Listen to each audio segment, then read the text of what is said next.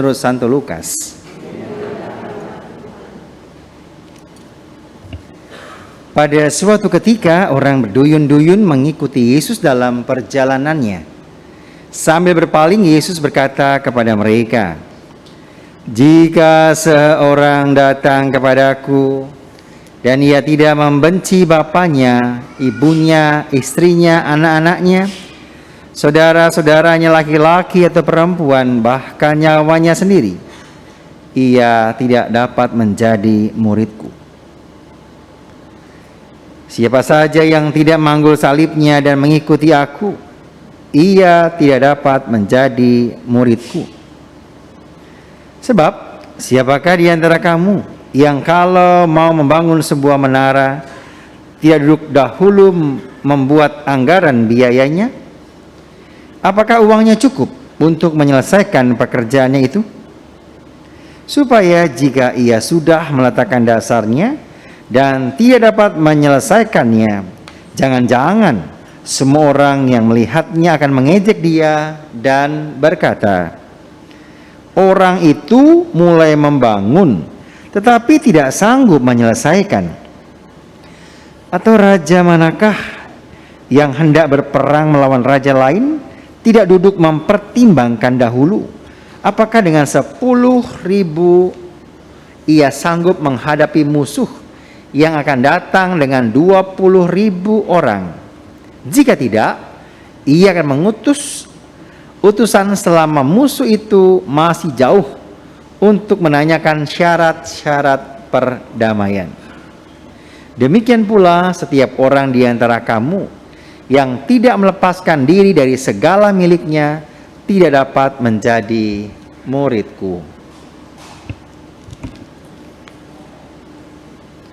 Demikianlah sabda Tuhan.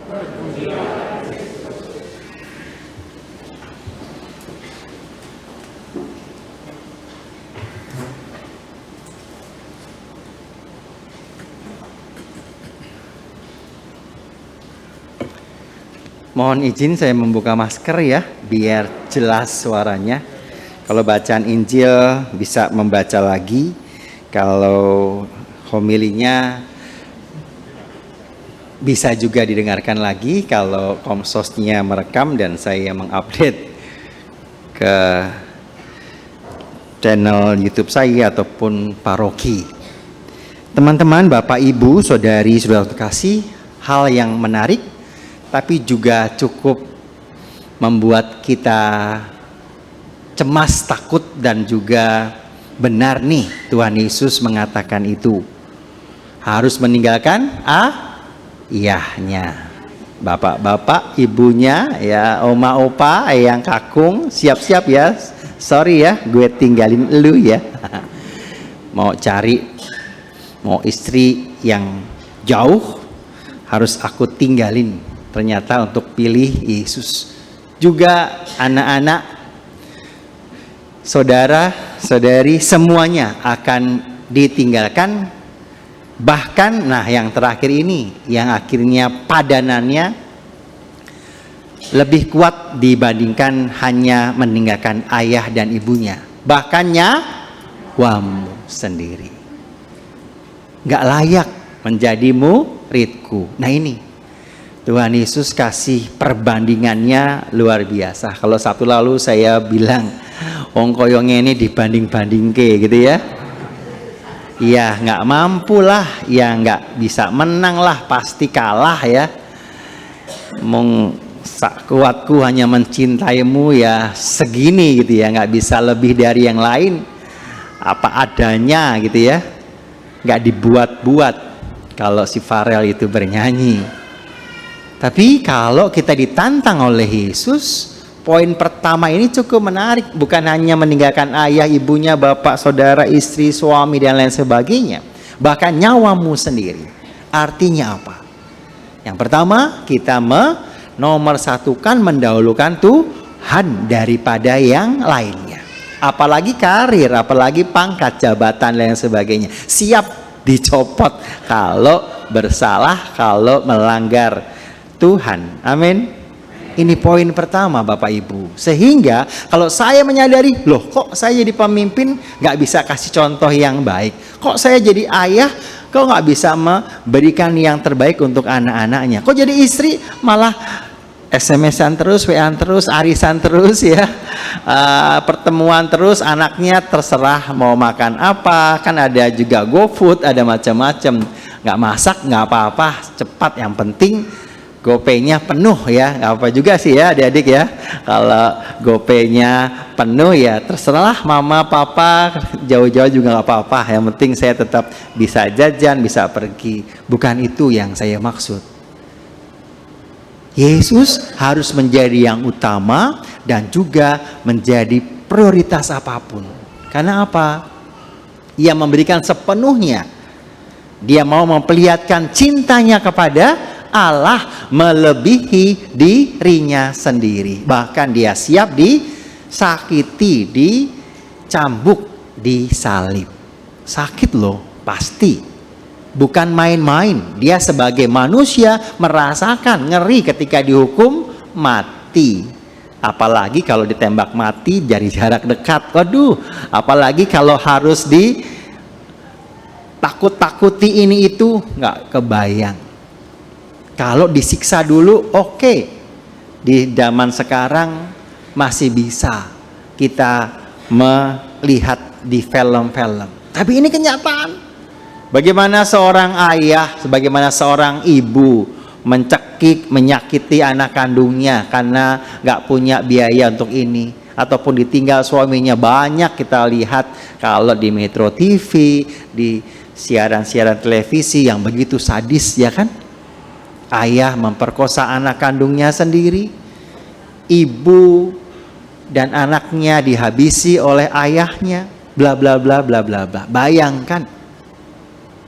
Teman-teman yang terkasih, kiranya kalau poin pertama kita mau mendengar, kalau kita tidak membenci ayah dan ibunya dan lain sebagainya, dan tidak mengikuti aku, ia tidak layak menjadi muridku, bahkan nyawanya sendiri. Mau membandingkan bagaimana yang paling utama, yang paling tinggi di antara ketaatan siapapun, ketaatan Yesus kepada Allahnya, Bapaknya.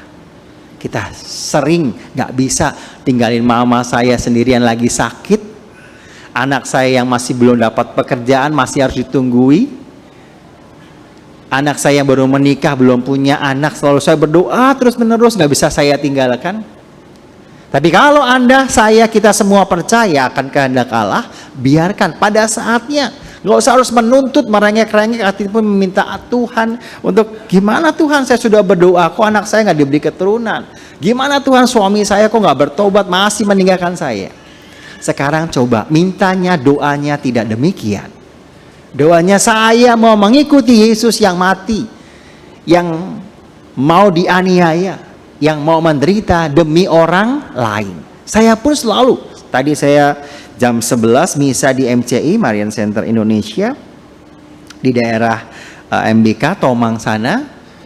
Bacaannya hari ini, kalau kamu difitnah, kalau kamu diperlakukan tidak adil, sabarlah, sikaplah rendah hati, selalu setia, jangan balas sesuatu. Engkau akan dicintai, disayangi oleh Allah. Kalau minggu lalu, jadilah punya kuping yang pandai mendengar. Jadilah orang yang bertindak dengan sopan. Sampai anak sekolah yang mau pindah tanda tangan tuh menulis bertindak sopan. Nah, saya tanda tangannya habis misa hari Minggu kemarin kalau tidak salah ya. Bapak Ibu, hari ini, hari Minggu ini, Minggu ke-23, kita ditantang sungguh mau mengikuti ketaatan yang nomor 1. Allah yang dicintai, yang ditaati oleh putranya.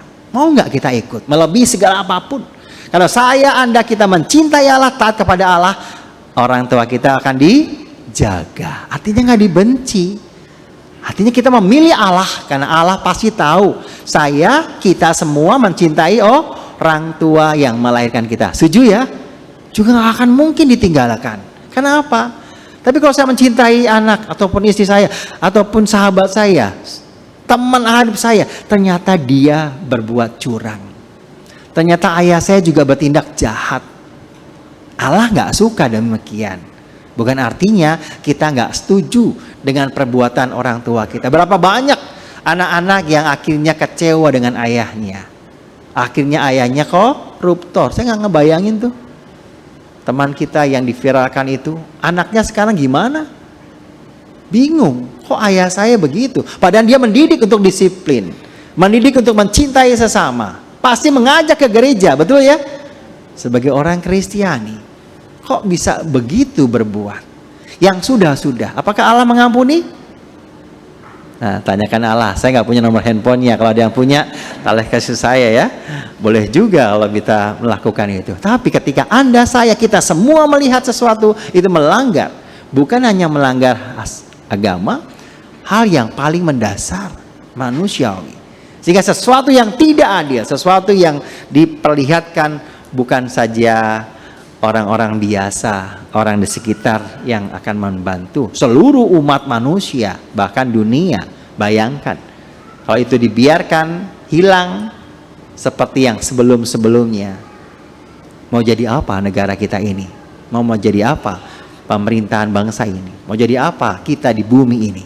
Ini poin yang pertama. Yang kedua, sama seperti kalau orang mau membangun rumah. Yang penting saya mau bangun rumah, tapi nggak tahu nih modalnya, uangnya berapa. Yang penting bangun aja. Sama ya Bapak Ibu, teman-teman semua di Paroki Kalvari sudah ngebangun gerejanya, fondasinya. Nggak tahu nanti besinya dapat dari mana ya Romove ya. Nggak tahu nanti batu batanya, semennya sampai nggak ya kira-kira 2 atau 3 tahun ke depan. Gak usah harus putus asa. Kalau Anda sungguh-sungguh berdoa, sungguh-sungguh berjuang, sungguh-sungguh mencari, Allah gak akan membiarkan umatnya menderita. Amin.